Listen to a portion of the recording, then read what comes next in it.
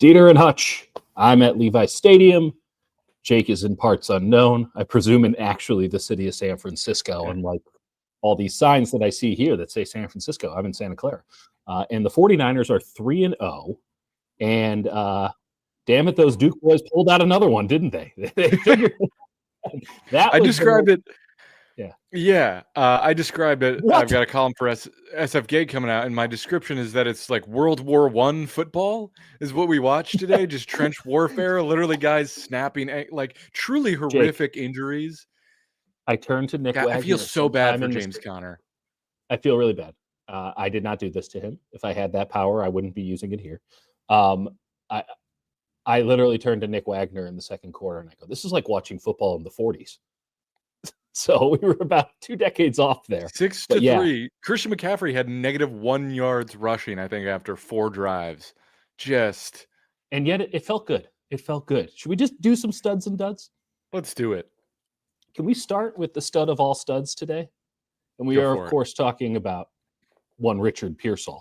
I presume his legal name is Richard. I call him Slick Richard. As well you should. Slick Rick was out there giving these Cardinals the business. Now, is that much of a shock if you've been following this team, if you've been following this channel, if you understand how the Cardinals play defense? No, this was a pretty ripe situation for him. At the same time, it was Ricky Pierall and Christian McCaffrey getting 70% of the targets in this game. 70. They got 70% of the targets. They got 26 out of 31? Yeah. So insane numbers. Yeah. Absolutely insane. They were, and Mac Jones's interception was just force feeding Christian Ricky Pierall, just staring. They've amalgamated into an exciting white. It's an exciting white blend. 26 of 38 passing targets, and then 17. I like that this was the game that they went, no, Brian Robinson, you don't get to touch the ball unless McCaffrey calls out of the game.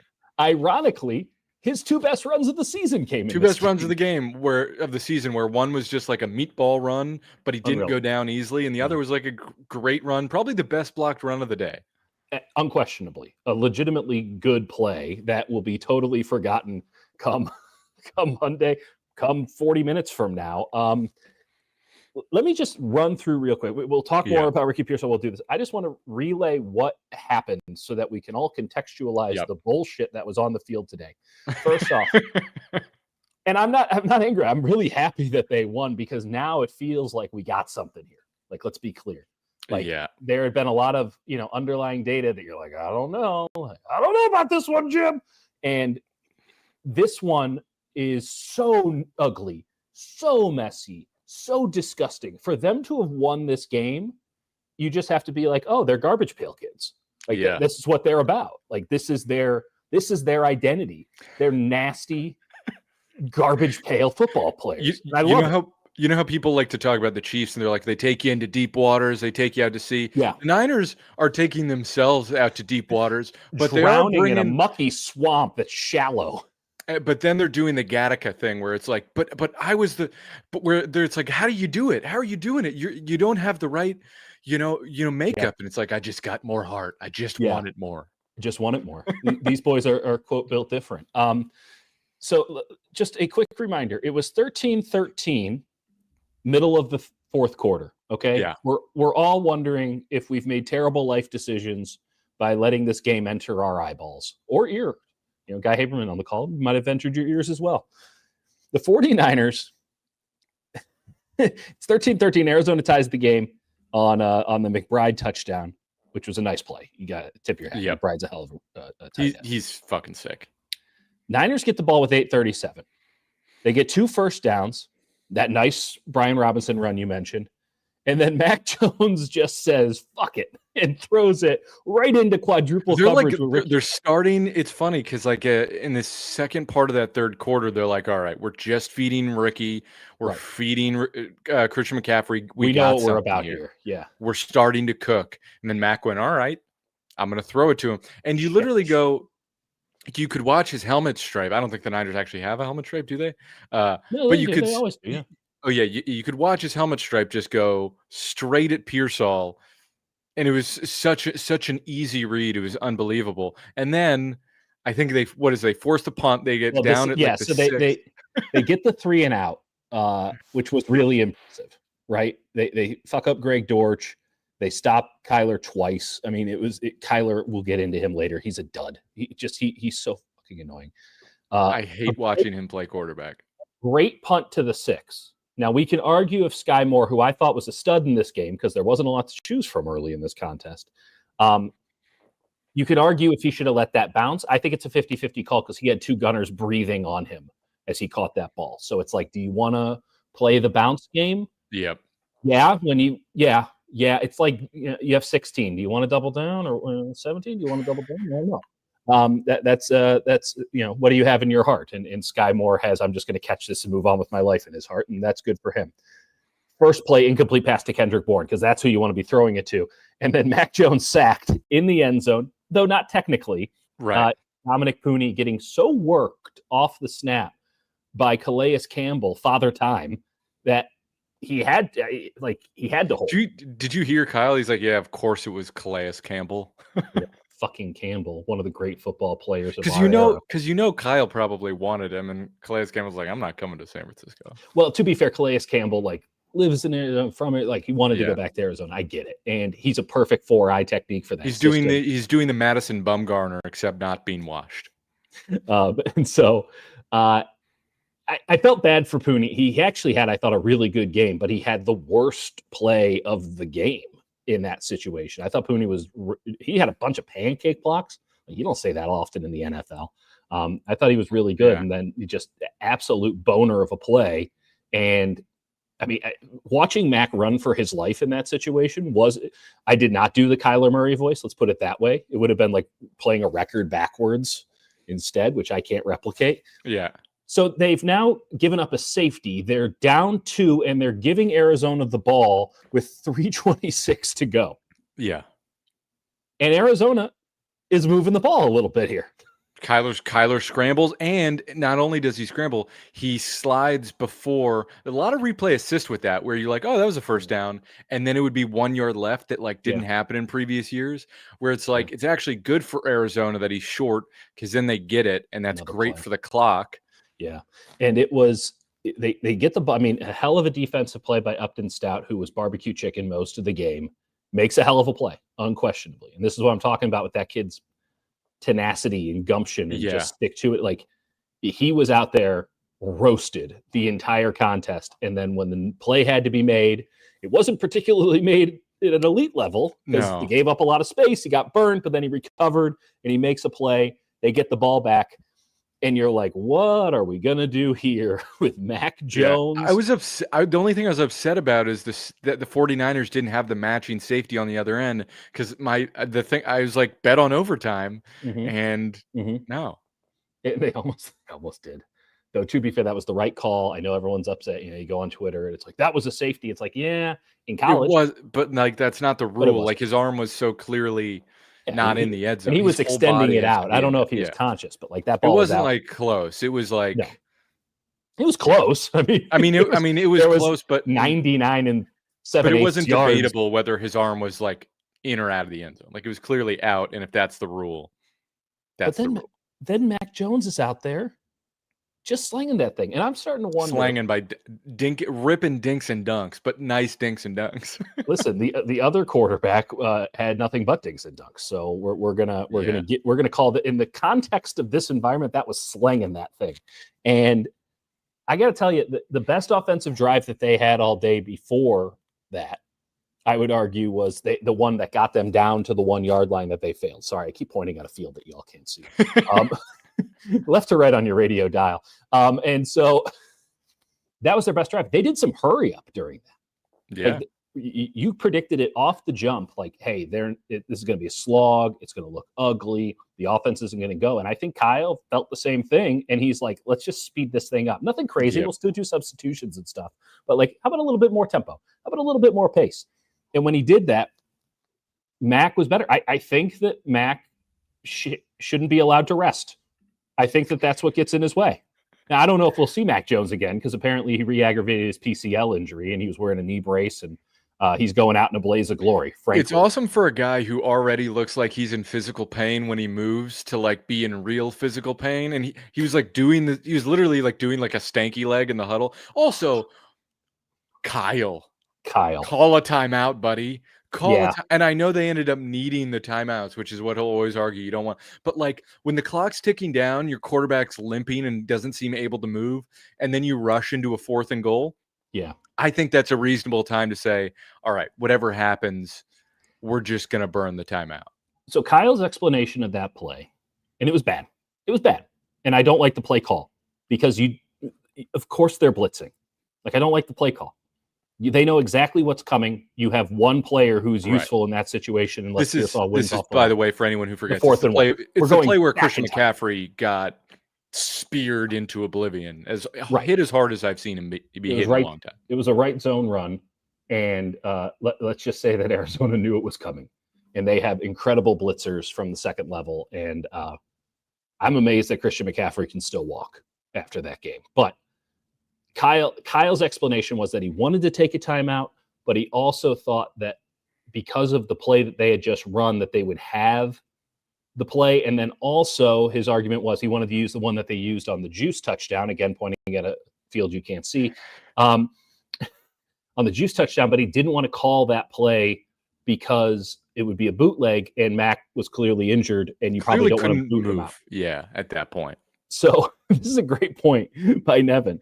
Like the most conservative coach in the league is just like, how about this? How about we do this by the seat of our pants? Who just, at the end of the first half, the most predictable thing of all time, just like literally Mark Sanchez on the broadcast before the drive starts, they're going for a field goal here. They've got 3 timeouts. They've got like 2.5 minutes to work with. And they're like, yeah, just going to end it with a field goal here. That's the goal. Yeah. Well, Final Four, or was it? And it was a game where it's like, I sort of get that more than, but at least he's consistent, I mean, this was some SEC football in the rain, man. This was a tough watch. We got to be clear about that. But it's so interesting that like the best offensive series that they had was that hurry up, and then Mac comes out here and for the second time in 2 games runs a hurry up, gets them in field goal range, with room to spare. By the way, Piñeiro's leg, he had him kick that 51 yarder. I mean, that thing was like halfway up the net. The way they keep talking about his leg is like he's a child. Like they're like, listen, he can kick it really straight, but his leg's basically made out of butter, and so you can't really torque that thing. It's a little loose. He's up there with a 5-iron. Y'all got your new drivers. I mean, there's only so much you can do, but he's going to put it in the fairway. Good Lord, does it go straight? He did have the one like sort of shaky one, but I think that they have to say that because we're all seeing that Eddie Piñeiro has a leg that is equal and or better than the previous kickers. It's his no. I mean, Moody had a better leg, but it doesn't matter if the ball's curving every single time. No, you put it in the fairway. Did you see Piñeiro, by the way, when he had to do the because it's no longer the punt after the safety, it's a kickoff, right? And he was like torquing his leg. He's like, I don't know if I have enough to get it there. And Sanchez is like, I don't know if he's gonna make it. And he cleared it. It was fine. But he was like, this is gonna be tough. What a fun mess of a game. That game would have only been better if there was like some sort of a free kick situation or an untimed down. It went to overtime. It was awesome. I'm a little upset. A 1-point safety. I know. I'm a little upset because my I had like 5 predictions, and one was basically the offense gets stuck in gear for about half the game. Run game's iffy. Kendrick Bourne gets like a key first down snap, and Pierall has some chunk plays to get him out of it. Exactly what happened. Nailed it. And then one of the other predictions was Michael Williams' first career sack on a scramble cleanup that would have gone for like 15 otherwise. It would have been the safety, but he didn't get a No, he didn't get a sack for that. I don't think it doesn't register as a sack. It should be grounding. It should be. Grounding should absolutely be considered a sack. Though that has to be a subjective play. I don't want to we're wasting our time with this because this is now Dieter pontificating about NFL scorekeeping. If it was a safety, I think it would have counted. No, probably not. I guess if it's grounding, that's a great question. I wish I had like a referee on. Can we get Mike Pereira on the phone? Go ask Josh DeBoe of the AP. He knows. Okay. Stud, Ricky Pierall. Yep. I think he leads the NFL in receiving. Today? I think overall. Does he really? There's no way that's true. Something like that. He has many yards and many catches, and he's awesome. He's not leading the league in receiving. Who's leading the league in receiving? No, it's that gentleman Chase from Cincinnati. I hear he has promise. It's Malik Neighbors. Oh, okay. Oh wait, no, this is through 2 games. 2 games. Sorry. Websites aren't updated. No. Don't ask Google Gemini who leads the NFL in receiving.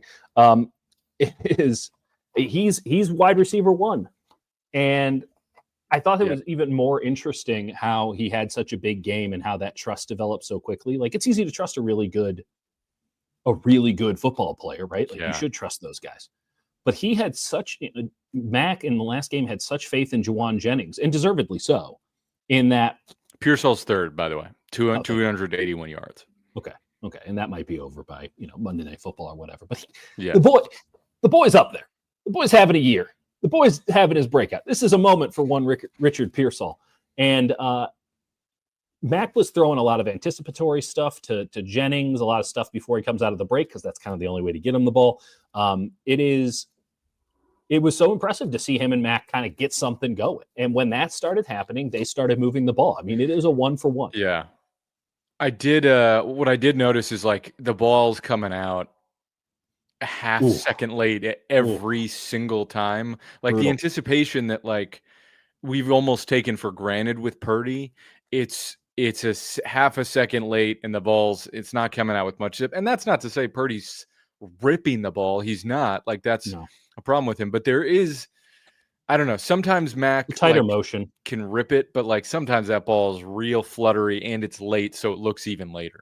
He's a backup quarterback. His Madden ratings aren't as high. Like, it's not going to look as good. But if you give him, if things are working in his favor, he can take it. He can operate this thing at a high level. And that ball that he had on, what was it? Kyle gave me the name. It was. Oh yeah, I had it written down. It's trips right 3-jet Florida. Yeah, which is a very fancy way of saying bootleg. 1 guy goes, 3 guys slant. But it was a beauty. That was an absolute beauty of a throw. Dropped it right in there, and Pierall made a nice turn to get there in time. Like, that was just good shit.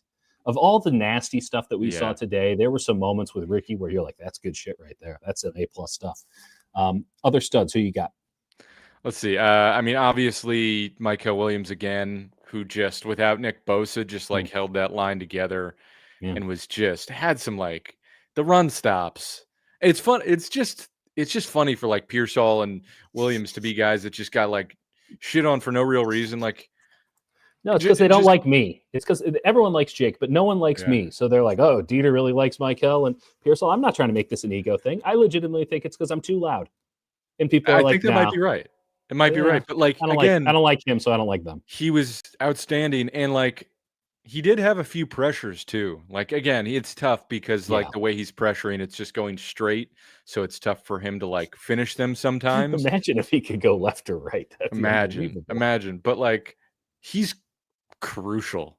And he's fantastic. I've said it once. I'll just keep saying it, because it's all we talked about for a calendar year, that this team couldn't stop the run. And here's a 20-year-old rookie out of Georgia, and he's like, I got it. I'll stop the run. They're just playing him at like 3-tech, and he's like as good of a run defender holding up against double team. He split one from 3-tech today.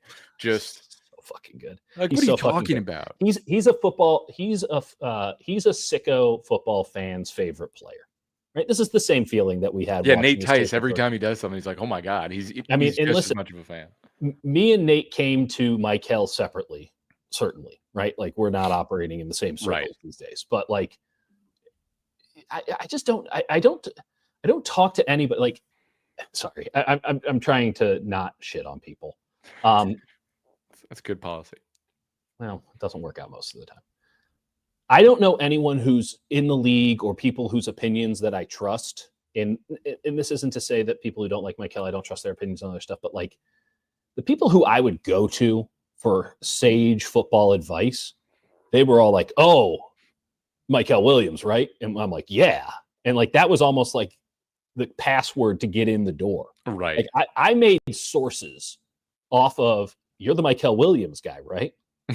Like Michael Williams is sick. These people don't know what they're talking about. So y'all were in on it. Y'all can infer whatever way you want. It's a free country. And I just don't know what more you need to see than this guy is a transformational defensive end. And it's dirty work. I just can't not highlighting, fathom. but it's And awesome. somebody asked basically where they would have been in the game if they didn't have him. And Kyle's like, that's a hypothetical. Don't make me think about that. But holy shit, like they would. I mean, I can't fathom like Sam Okuanu and Yetur Gross-Matos. Like if Michael had gone out with that wrist, like they're in trouble. Like They I think didn't have him for a stretch, and they got run on. They got run on repeatedly. I mean, Cardinals were like, hell yeah, this is our moment. Like we can finally move the fucking ball. No Bosa, no Michael. Guess what? We're gonna go. We're going. I'll also say Griffin mentions Collins had some nice reps too. I'm seeing him just be more consistent. I'm just seeing him getting washed out a lot less. It's still happening, but it's still happening. But like football. Kalia Davis is like an interesting case. It's neither like a stud nor a dud because he has some of the best reps you ever see because he's unbelievable. It's the DJ Jones rep. Like, and I know he was compared coming out of the draft to DJ Jones, but it really is like split second in the backfield immediately sort of rep. Yeah. And totally then there's a couple plays later where you see him getting washed out 7 yards away from the play. And you're like, where did that run come from? Oh, there's Kalia Davis not involved in the play. And so it's really hit or miss. He's a relief pitcher. You get him in there for 1 inning. Sometimes he gives up the home run. Sometimes he gets you 3 strikeouts. Yeah. You don't want to throw up a junk baller. You need to have that pop and you try to clean up the nasty. Can I give you a dud? Let's give you a dud. Luke Farrell. What is it you would say you do here, Luke Farrell? They listen, I'm not sure I bought into the Kool-Aid because I'm not sure I saw it, but I talked to their tight ends coach. Yeah. And Brian Fleury, and who's a very sharp dude, and he was like sort of selling me on the pitch of like there's more upside to him than I think people give credit for. And I was like, all right, I'll take your word for it. We'll see. Yeah. But he's being brought in as a blocking tight end, and this is the moment, right? Like George Kittle's out. Show your stuff. Mm-hmm. He's missing assignments every game, like pretty blatantly. Totally. And Jake Brendel also missed an assignment, which doesn't negate it. You both botched it. Right. But like, come on. Like this is what you were brought in here. They paid you a lot for that specific role, and he's not really doing it. You're just helping Jed York make the argument that this team shouldn't spend money anymore. Like, oh, you went from Hargrave and all these other guys you spent money on. It didn't work out all that well, and now I give you $9 million. I give you this pittance, and it's still not enough to get a good player. Like you never getting another cent from me. You'll work with what you have. Make some trades. I would love for it to be better, and not to say like he can't turn it around. Seasons of ebbs and flows, but he's been bad so far. Yeah, I don't think we're fully in the Saubert zone, but it did seem as if Kyle went to more 21 personnel instead of the 12, and he definitely trusts Tonjes more, even though Tonjes is an average blocker on his best day.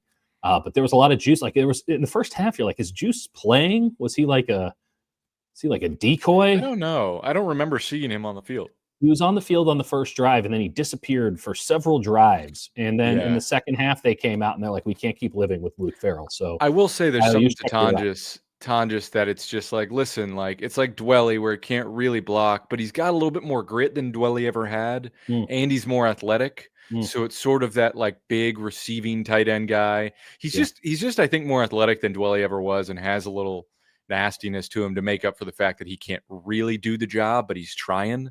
And as a fullback, he's got a little something. He does. It's nice to have that guy who can back up because I don't want Farrell in space. He's slow. He's slow as hell. Okay, we got to say that Renardo Green had a bad game. He was a dud. Yeah, that was my worst prediction. I thought he was going to have a bounce back game. That one rep was really, really, really, really bad in the end zone where. Oh, it wasn't even his guy who was catching the ball. Yeah, he committed pass interference on a pass that wasn't to him. It was sort of to him, but yeah, that was. He had a couple of bad plays where he got caught out of phase, and there was some tough stuff. There was that, and there was like, I couldn't tell a lot of the times because you can't tell on the TV copy who blew an assignment. There were quite a few, especially with Marvin Harrison Jr., where it was either Green or it was Stout or Pinnock, where that trio was having some issues in this game. We're gonna get the all 22 tomorrow morning, and it's going to be really interesting. We spend a lot, you spend a lot of time, particularly because you give out the grades, which you should all be subscribed to, because it's way better than Pro Football Focus if you care about the 49ers. And you'll be focusing on the lines again, but like, I'm really interested to see what is happening there, because I texted you halfway through the game and I'm like, is every receiver on the Cardinals a sacrificial X receiver? You know about the sacrificial X, just like run down, clear out routes, just run down there and we'll get something underneath. Every player on the card, they're basically running the Dieter, I don't know how to play this game, Madden or NCAA offense with a good quarterback. The Mike Vick offense might be the better way to explain it, which is everyone go deep. If it's zone, that works. If it's man, even better. And I'm just going to go around the corner. So I hate their offense. I can't fucking stand it. I can't fucking okay, let's just go. Let's do my galaxy brain thing. I got a trade. Here's the trade that if I'm the commissioner for a day, there's a lot of things that I'd like Peter to do. texted me this in the middle of the game. He's like, you love it. That's a little bit of a coping mechanism for me, because I know that this is going to make people audibly groan. My initial take was they should trade Trevor Lawrence for Kyler Murray straight up. You take our problem, we'll take your problem. It's an Andrew Wiggins trade. And one team will be successful and one team will fail even harder, but they already suck. So what's it matter? By the way, we get to see Trevor Lawrence next week. Then about 3/4 of the way through the game, I said, Marvin Harrison and Trevor Lawrence for Kyler and Marvin Harrison Jr. Brian Thomas and Trevor Lawrence for Marvin Harrison and Kyler Murray. And I guess you'd have to move those receivers somewhere else for another receiver, because clearly that's part of the problem. But oh my God, like, I don't know if Harrison's good or not. We're never going to find out. We're never going to find out in this. It's so strange. I don't know what's going on. It's Kyler sucks. He sucks. He can't throw. And when he throws the ball downfield, he needs to have these massive windows. It's brutal to watch. It's brutal to watch in person. I cannot stress this enough. If you're considering spending money on going to an NFL game, do not have Kyler Murray involved, because this is not high-level performance. This is a Tua offense that instead of 1 yard behind the line of scrimmage, it's 1 yard past the line of scrimmage. They stole the Dolphins' offense. Not a compliment. Derogatory. Oh, my God. If they would have won this game, I would have had some deep questions about the state of football in 2025. I mean, it's just such a fucking brutal watch, man. Like, it's like, hey, we have a few reads. Oh, you're not going to do that. Then you're going to scramble around and chuck it up every play. He doesn't have an arm. I don't know what happened. He used to have a cannon. I mean, it looked funny. He still does occasionally, but like, it's not what it was. So here's funny. This is a good Goat Lord comes in. Shout out to the Goat Lord. All hail the Goat Lord. I was just thinking about that. I was just looking up his contract. Well, they might, because this is not reporting. This is loose vibes at best. But I was, I talk. I'm a talker. I'm a loud man. Oh, are you? I share them. No one would piece me for that. I've apparently passed down that trait to my 3-year-old. Yeah. What's up? So he has the same situation that Brock does, where they're rolling guarantees. So $36.8 million of his 2026 salary is already guaranteed. Oh, well played. Then in the next March is I'd trade him. 27. I'd trade him. Someone would take him. And here's the deal. I'm just trashing him. I'm just trashing him in the press box. It's not a lot, but it is, typical snide bullshit comments. I said many times, if I see another goddamn throw to the flat, I'm going to gouge my eyes out. And halftime comes around. We all get up to go use the bathroom and get a water. And who's behind me but the owner of the Cardinals? Cheapest owner in football? Yeah, well, heaven forbid he pays for the luxury suite, which I'm currently in. And I noticed hasn't been used. That's why I knew to come to this one. It is. I'm not taking anything out of the fridge, because I know that he'll see the bill and he will prosecute. So Bidwell's behind us, and he's just listening to me shit all over his quarterback the entire time. And then I realized the guy who was groaning was him. So that's there tough. you go. There you go, Jim. And it was it's a like tough he watch. did right as mentioned, like he did make some plays, and then Marvin Harrison Jr. was just that one drop is like if Inexcusable. you were not if you were like a rotation wide receiver, if you're Marquez Valdez-Scantling, you're cut. He That is Ronnie a Marquez Belled it. Valdez-Scantling play. He Ronnie Belled the play. It was unbelievable. That's one of the worst drops I've ever seen in my life. I mean, we joke, Tony. Here's the thing: the rest of the Cardinals roster is badass. I mean, they didn't have Paris Campbell. They didn't have Will Johnson. Martinez. No. They did Paris Johnson. Sorry, Paris Johnson or Campbell. Will Johnson. Or Will Johnson, or their left guard, Will something or other, who's a solid pro. They didn't have those guys. It wasn't noticeable. Now it helps that the Niners didn't have Nick Bosa, but like not having the big man 70 out there is like a big deal. Yeah, Beachum had like 2 false starts and just didn't look great. It was a tough scene, but I look at their defense and I'm like, it's so close. It's so close, and it might even be there. Yeah, and Walter Nolan coming back, and when Will Johnson comes back, like it's funny because that's the thing about Pierall. It's like Jalen Thompson is more of a safety than like a slot guy, but he's a good player. Like he's a good player, and Pierall was working him one-on-one.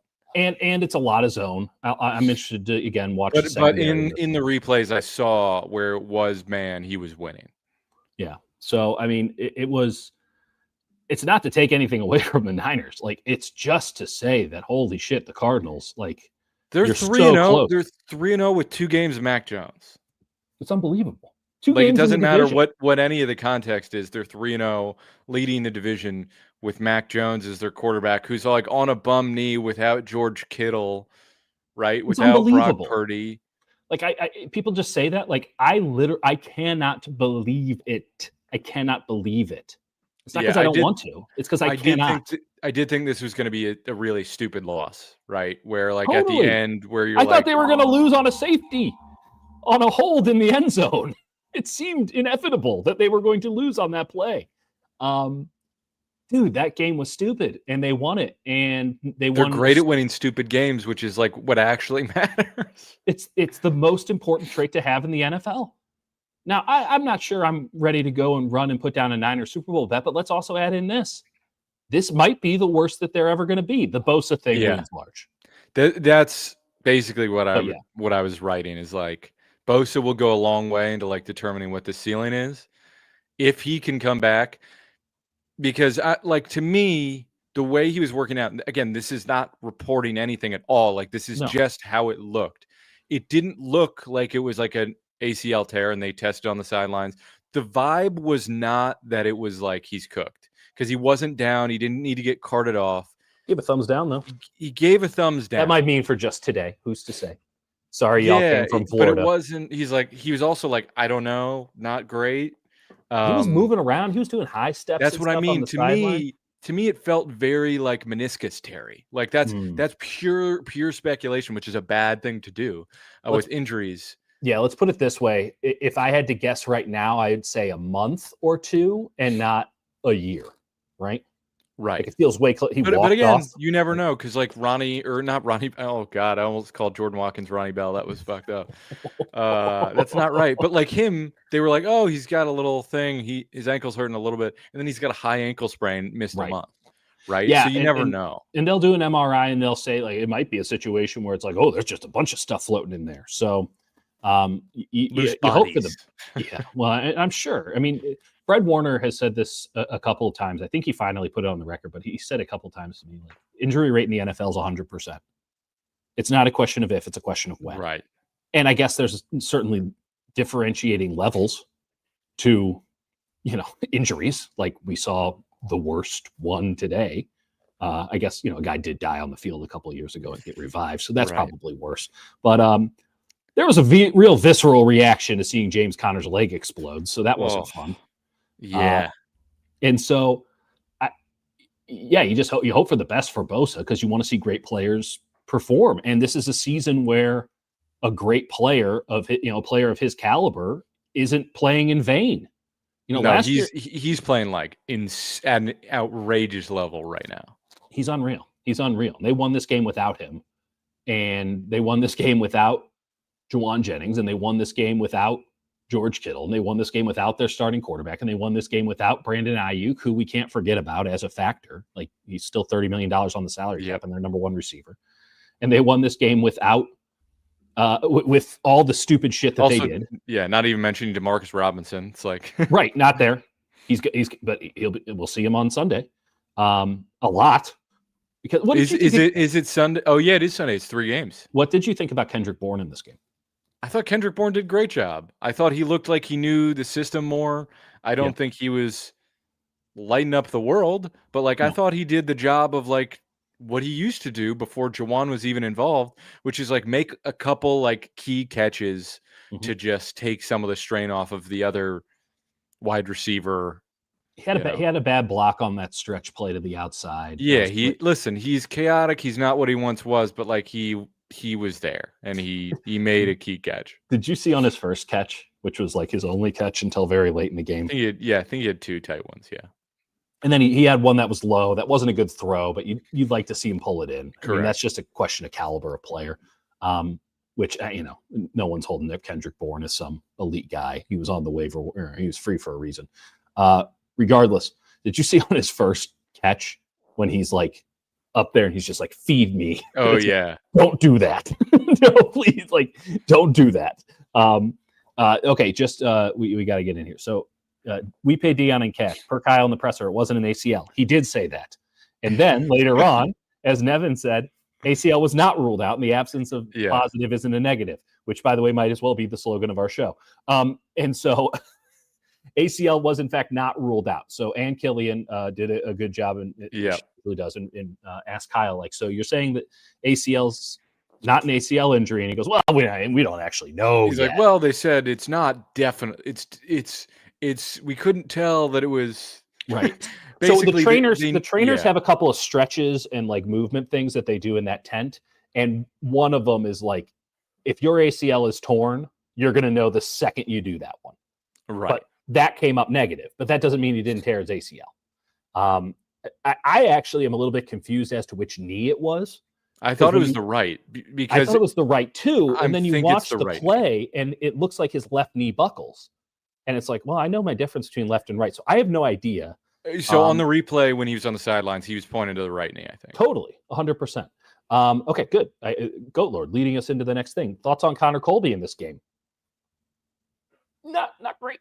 Not great. Again, I'm going to hold off on making any judgments of O-line until I really watch it. Because O-line, I know that you notice the bad and you occasionally see the good. Are we calling this the Alfred Collins role, even though he's a D lineman? Yeah, I just think the trenches, you just miss some stuff until you're watching more closely. I saw a good deal of bad. I did see some pop. I bet it will grade out average to a little bit below if I had to guess right now. Yep. But he was clearly the weak link on the line. And I thought Brendel, a lot of his mistakes, from what I could tell, were trying to clean up for Colby. Right. And now a guy who can barely do his own job is having to do two. And me as a parent can attest that never goes well. So it is. And that's why I thought Pooney actually had a really good game. When you watch it, you're like, man, Pooney's just cleaning up. And then he makes the worst play of the game. And I thought Trent actually kind of slid back a little bit in this one. And McKivitz was kind of a steady Eddie as per usual. So Rohan asked a good question. What's up with our run game struggling? So this is also a message I sent to Dieter, is that one critique I have of Kyle's run game is that it has the most drive damning negative runs. There's always a couple drives a game. Yeah. Because there's a level of precision where if everyone does their job and everyone hits their mark and it's the right look, you're going to have a giant chunk play. But there is a calculation of okay, well, if 2 people miss their mark or 2 people do an okay job, is this suddenly a negative play? And if the answer is yes, might have to reconsider how often you run that play. And that said, a lot of guys ailing, you don't have a strong blocking tight end group. No. You don't have Juwan Jennings, who's a crucial blocker for you in the wide receiver room. Pierall's okay, but he's not great as a blocker by any stretch. He's passable. He can play for Kyle Shanahan, but no more. Exactly. And then you've got 3 out of 5 guys on your offensive line that have injuries. So, and you're going against a pretty tough front with the Cardinals that's playing pretty physical. So there's a lot of tough things. I mean, I think it's a schematic issue. And I think next week it stops. Like, I don't disagree with anything you just laid out, but I think it's the tight front. I think it's the 4-0-4. And, okay, against Seattle, it wasn't great. Well, Seattle's defense might be the best in the NFL, right? And they still move the ball okay.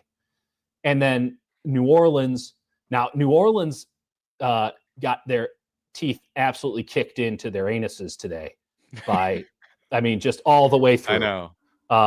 But, of course, they did. They're a team that has one kind of smoke that they can't get layers on it. And Seattle just got to watch the 49ers run a game against them. By the way, it's like knowing the answers to the test. Torrey Horton. What did Torrey Horton do? Receiving touchdown and a punt return touchdown. Now we're fucking talking. And I might have to start him over Cooper Kupp. We'll see. Don't even. We will do fantasy corner some other time. This is later. This is Dieter and Jake after hours when we talk fantasy football. But shout out Jordan Mason. Shout out Jordan Mason. Indeed, I tried to trade for him this week. Shut up, Dieter. So it was two defenses that are fundamentally built. If you have competent personnel, and I think that the Saints had competent and the Cardinals have more than competent personnel to stop outside zone because of the way that you fill gaps, because of the way that defensive linemen handle a gap and a half. It really lets linebackers fly. I'd like to see the Niners actually try it out. I don't think they have the dudes to play 4-0-4 because they don't have a true nose. And I don't know, other than Michael, who can apparently play all the techniques. It could be Collins in theory. I don't think he's... They tried Elliott on a 5-man front. But again, we're talking about like Davis and like West. And like West actually, I thought had a nice burst. He had a finger injury that kept him out at the end of the game. But I did see some nice reps from CJ West. And that he was the first guy in on that should have been safety. Would be safety. Yeah. He almost got him too. Almost got him. And that's incredible. You knew crazy that he was close. You knew he wasn't, but you thought about it for a second. That would have been the play of all time. You're like, no, ooh, almost. It's one thing if Alfred Collins is doing it because you're like, well, Alfred Collins doesn't have the foot speed, but like you might be like deer in the headlights facing. He's got the longest arms, size, the size of that man. You might hesitate for a second, and then that's enough. But with West, you're like, this guy's as tall as me, and he's coming, but I don't think that big boy can get here in time. But he's a good player, and they're using a lot of different players. I mean, like Yetur Gross-Matos doesn't work unless you're using him as. He's also just never going to be healthy all year. It seems like he's just going to practice. Bosa told me this. I asked him about Yetur, and he goes, "Yeah, well, we got to stick with whatever plan it is, where like we do whatever we need to do throughout the week to get him healthy for Sunday." And it's like, what a gig! What a fucking gig! This guy doesn't have to practice all week and then gets to show up on Sunday. It's crazy because like usually if you're like not that great, you don't get to do that. He's on the Josh McCown plan. Remember when Josh McCown was the backup? McCown, he was the backup quarterback and he got to live in Texas year round. He fly in for the games. Oh yeah, that was sick. That's the Yetur Gross-Matos right now. But like he doesn't work unless you're using him as a rotational guy and just sort of here's a change up in the arsenal. It's going to be a real problem with Bosa out. We have to presume that Bosa's out for at least a game, right? Like in my gut, I would just just pure speculation would say like he's out like a month, right? Yeah, just based on what it seemed like. But yeah, I would expect he misses a game. I don't expect he misses the season. But again, we know nothing. Nothing.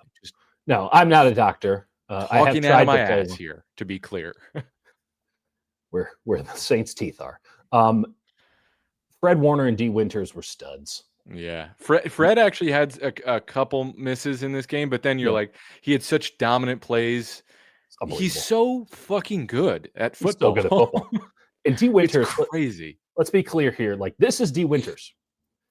I didn't see this coming. They were talking him up. I liked what I saw when we'd see him play in training camp.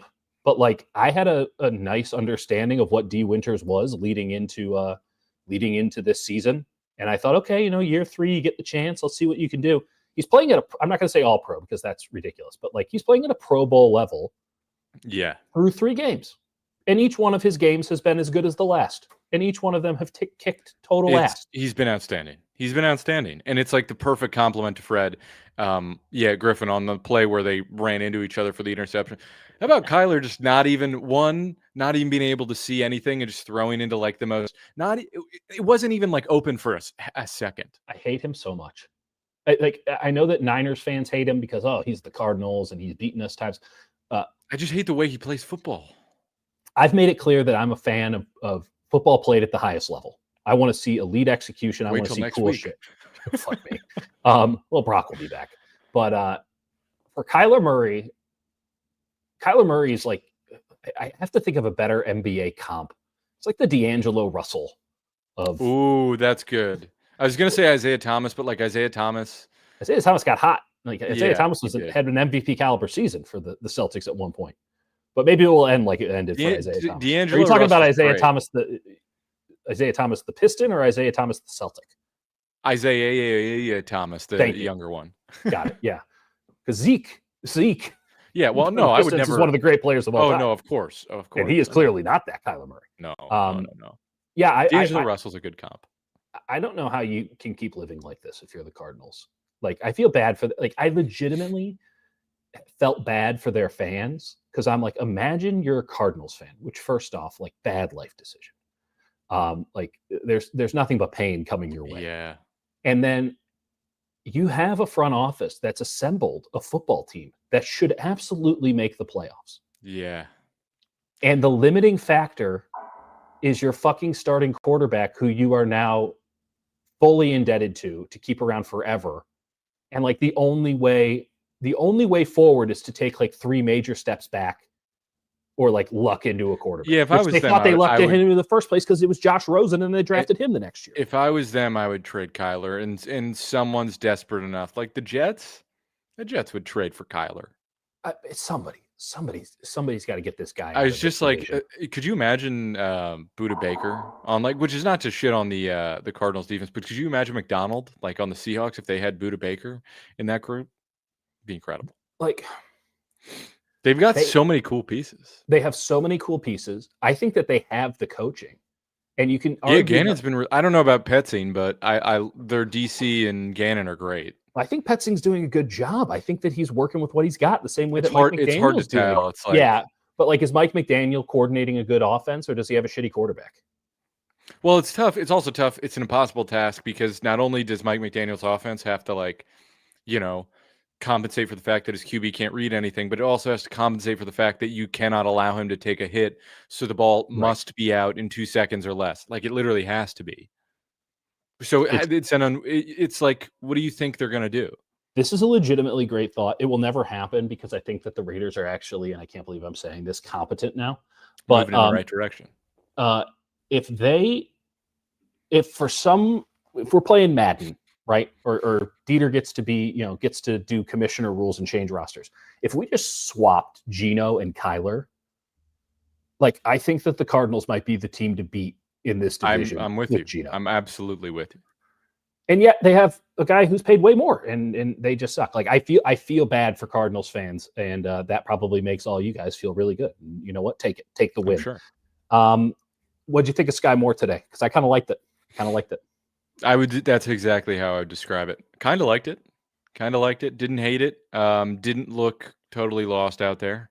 I'm not. Did he have 1 catch? I think he had 1 catch. He looked fine as a returner. I thought he looked pretty. Listen, he looked comfortable. Yeah, he looked like an NFL returner. And it's funny. He wears the number 9. I keep thinking it's Braden Willis, and I was like, oh, Braden Willis looks quick. Well, I told you last week when I'm watching the film, and they had Sky Moore in line. He missed 2 blocks, and it's like, first off, you're putting Sky Moore in line. We are in some dire circumstances. And then I'm like, man, Braden Willis still sucks. And then I see Braden Willis come on the field later wearing 82, and I'm like, wait a minute, who was that? So strange. Also, my God, Isaac Guerrero is going to be inactivated at some point. I thought today was the day. Today wasn't the day. Next week is the week. Like, there's no way that Jordan James isn't the number 2 running back and isn't, because I didn't mention. They might hold it off as long as they can, but why? What's the point? Get him in there. What's the point? Why are you putting Isaac Guerrero up? He doesn't do anything. He doesn't do anything for you.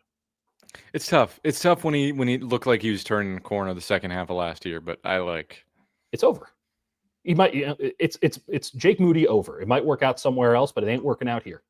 They can't unsee what they've seen. It's like cheating on your spouse. You're never really getting over that. You could go to counseling and stuff, but like it's not getting back to where you were. We're not stronger because of this. no. Like it's some bullshit. So it's over. He's an NFL. Well, he's a talent of some repute, and there will be teams that will say, "Hey, we'll give it a shot." And he might be on 3 or 4 other teams, and maybe one of those hits. But it ain't this one because he doesn't fit this system, and the coaching staff sees him every day of the week, and they're like, the less we see of him on game day, the better. We can't turn him down because we don't have enough players, but the less we see of him, the better. I can't imagine. I cannot imagine he's active for Sunday. And then I'll throw this out.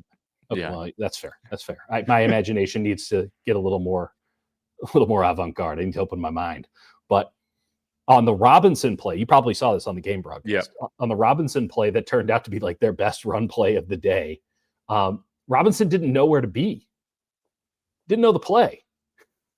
It was brutal. It was brutal. Oh yeah, the ball just like ended up in his hands, and he just started panic running.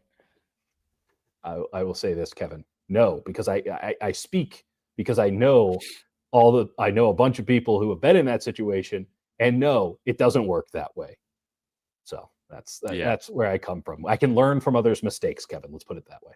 Yeah. Plus, Should we? Who else is having? No one. I'm not hitting the market. You see how bad I look? This is the worst lighting and camera ever. I look like a ghoul, which is normal, but you're not supposed to see me like this. I didn't put my makeup on. You're my favorite ghoul. Let's go through some comments. First of all, Rohan, thank you for becoming a member. Appreciate you. Shout out, Rohan. Do we have any questions from Rohan? We'd like to get the new members up. Well, first I want to go to the Gattaca reference. Yeah. Thank you, Nevin. Mac Jones never saved anything for this one back. Underrated movie, Gattaca. Gattaca's great. And then Tony, can we make Brock 3 inches taller with the Gattaca thing? Maybe.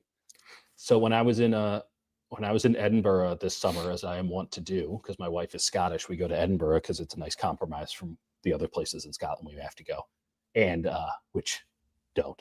But there, I'm at a bus stop waiting with my daughter to go to the park, and I notice on the map, because I'm looking for a place to get a Coke Zero and try to forget what's happening here because it was a brutal day. And I see on the map there was like a height enhancement clinic. Oh no! On the map, and I go into the website and I look it up, and it was the Gattaca thing. It was totally that shit exists. That's real. It wasn't the thing where they break your shins and then you grow 4 inches taller. It's exactly that, and they put in like bone implants. Yep. Yeah, it's crazy. Couldn't be me. Yeah, there was an entire movie that it was like Pedro Pascal and Dakota Johnson. It was just that. Not a great movie. Was that The Materialists? Yeah, it was fine. Heard they smoked the entire time. It was fine. Rohan, we're moving on. Rohan, don't forget that Kyler will be even worse in 2 months when the new Call of Duty comes out. Again, the Niners play them 2 days after that. So I thought this was the first loss that I thought the Niners would have, and I really kind of didn't expect. I thought they weren't going to pull it out. I picked the Niners to lose every game so far, and honestly, don't feel bad about it. Still feel very just. They've won 3 games that they had. I guess they had a lot of business beating the Saints. Like they were next week. Team. Next week will be interesting. In that it shouldn't be interesting because the Jaguars suck. The Jaguars won today. Yeah, they won. They suck. They do. Trevor Lawrence is playing slop ball. I hate watching him play almost more than you hate Kyler. If they could get CJ Stroud onto the Cardinals, look out. Hey, no. Yes, Stroud looks like he's rattled because like he's just fighting for his life every play. I don't know what's going on. This is what I'm talking about when we talk about offensive line play in the NFL. The Texans' offensive line was god-awful last year, and they're like, okay, we need to make changes. Let's go get the worst offensive linemen from all these other teams and put them on our offensive line. And let's all just trade much like I think that the Cardinals and the Jaguars should trade their shitty quarterbacks and their underachieving receivers. Like, that's what 7, 8, 9 teams in the NFL do every year with offensive linemen. So it's awesome. It's super fun. Great. Enjoy Colton McKivitz because, like, I'm telling you right now, it's so much worse on the other side. He's good. He is good. Let's hit a few more before my camera dies. We get out of here. Wonderful. Dante, great pun. Marvin Harrison Jr. Bergen. That's so goddamn good. I wish that was mine. Pretty good. Kevin asks, so to follow up my question from the last stream, what's the narrative on Stout now? Again, still sort of small and panicky, but my God, he's feisty. We'll see if it ever works. But You can live with the feistiness for sure. Yeah. I don't think that there's any. I wonder if we're having an argument, and this is actually a good question for Salah on Thursday. Like, is it an issue of dirty eyes, right, where he's not seeing it and he's getting lost in the sauce or taking the cheese or whatever other stupid platitude you want to use, or is it just kind of like a physical thing? Like, can he not? We'll find out. I don't know the answer to that. I don't think I can deduce from the tape the answer to that. I imagine it's probably a mix of both, and maybe even they're asking that question. But like, you cannot teach the spirit, and he's going to get the full year to find out what it is he can be. And like, it's cost them, but they've made up for it in other ways. There will be a time where it costs them too much, and they might have to make a decision. But I don't think they're going to bench him for Chase Lucas at any point. No, and beyond that, like, let's just remember, like, this entire defense was supposed to be Upton Stouts. Everyone was supposed to be living in this, like, I don't know, is it working? Is it not? Sometimes it's awesome, sometimes it's terrible. And he's like the only guy who this applies to. So it seems unfair. It's like, oh, he's the weak link. It's like, no, they should all be like this. They're just very lucky and good, well coached and great players. And like, I'm giving them the credit here. But like, it should all look like this. And yet he's the only one who looks like this. Like, that is unbelievable. That is such a win. Correct. So it's a shocker that better. I'm with you. Also, there was more Luke Gifford, and there was what the fuck was that about? I don't know. I'm gonna have to. It's very strange. I couldn't figure out what personnel they were running at certain times because I was like, "Is Stout on the field? Are they running 3 safeties with Gifford?" They were in 12 and 13 personnel the entire goddamn game, and the Niners. I guess Robert was just like, we need to mix it up some way. Goat Lord mentioned, I think we mentioned this before we started the stream, but Dieter predicted last week that it'd be 16-15 with a safety. Never wrong, just early. Never wrong. Never wrong. Just early. Often very early. Exactly. Two more here. Kawachipto. Gannon seems to be a really good head coach. Yep. Seems solid. I would watch his press conferences, which are the most psychotic thing I've ever seen in my life. I sent it to Dieter. It's intoxicating, and I'm not usually like, I know some fans kind of love when like coaches give one-word answers. They're like, yeah, every coach should be like this. And I typically find it annoying, and reporters get annoyed, understandably, because if that was my day-to-day, I'd be annoyed words from you. But my God, is it entertaining for the first watch to just see him just go like literal deadpan one-word answers, and you're like, what? I don't know what's happening here. What the dynamics are. You know, that notorious Phoenix area media, like it's a real buzzsaw over there. You got to be careful what you say. So strange. Ken Summers is going to get you. Ken Summers is a great columnist and all that, but it's just like, it's kind of like with the Bay. It's like, dude, like, what are you concerned about here? This is fucking Philly. I don't know. Come on. I'll never be able to unhear and unsee when they did Hard Knocks. I think it was his first year. It was the NFC West. They did the whole NFC West one. Yes. And he's like doing his introductory coaching meeting. And he's like, how many of you guys here drove today? All right. How many of you guys here got a ride today? How many of you guys here took the bus?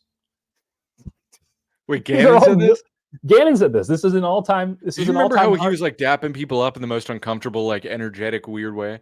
I cannot say what I really want to say about Jonathan Gannon, but I'll say this about him. He is one of the premier defensive minds in football. And he has, and I said this last year with this team, and I think I may even said it in year one, that it's a buttoned up operation. Yeah. They seem like they know what they're trying to do. They can't always execute it. It's not perfect. Everything's going to be messy. It's professional football. The ball is weirdly shaped, but that is a buttoned up operation. They have their books in order. And if they ever get a quarterback, I'm very worried for what that means. I'm with you. We got one more. Yep. Nevin says Garendo's right now where Winters was this time. Next year, if he survives on the roster, he needs a full healthy camp to make the final call on him. I think that's an optimistic view of the situation. I think running backs are a little bit different, where if you just don't trust him, I'm not sure you ever gain that trust, given how particular Kyle and Bobby Turner are. But let's also just throw this out there. Like last year, they were desperately trying, and they were fighting two battles on this, desperately trying to get D. Winters serious snaps in season. Now, injuries stopped that from happening. The other thing that stopped that happening is Devontae Campbell crashing out after they lost to the Vikings, and the coaching staff goes and it's like, we're going to get D. Winters more snaps, and he lost his shit on them about like, no, this is my spot, and it's like, well, actually, it's Dre Greenlaw's spot, and you're just holding it, and then like, right. So like, it's not your spot, and also like, you suck. So how does this work? But he was a former All-Pro, and he didn't want to go gracefully, and that was his prerogative, and it doesn't look great because he didn't get another shot after that. But they wanted to give D. Winters run. I don't think it would have looked anything like this, but they wanted to give D. Winters run, and they're looking for any reason to not play Isaac Guerrero right now. So it feels kind of the exact opposite. But it isn't to say that Isaac Guerrero is a finished product. He is still young. There's still a lot of talent there. He still, frankly, has no idea how to play the running back position. I'm not sure if being, a scout team guy is going to get him to where he needs to be, but they'll probably, I don't know if they'll ever have to move on from him, because I don't know if a roster crunch is going to be so significant to where it's like we get to the point where Guerrero goes. But I don't think he's entitled to squat, and I definitely don't think that they're trusting him for any future plans. No, I don't think so. So. And I and think on that wonderful positive note, incredible, a World War I style football game. Read my column. I look forward to it immensely. I will post it, and subscribe to the Hutch Report. Thank you for all of you sickos. Yeah, official sickos, all of the above. Thanks. This is members only. We love having you guys here. We don't have to deal with the riffraff, right? We can all say sometimes we like the riffraff. I love the riffraff's fun. The riffraff's fun. The members are more fun. I really enjoy it, and we're loving it, and onward and upward. And I don't know. I had an outward. Oh, here's the deal.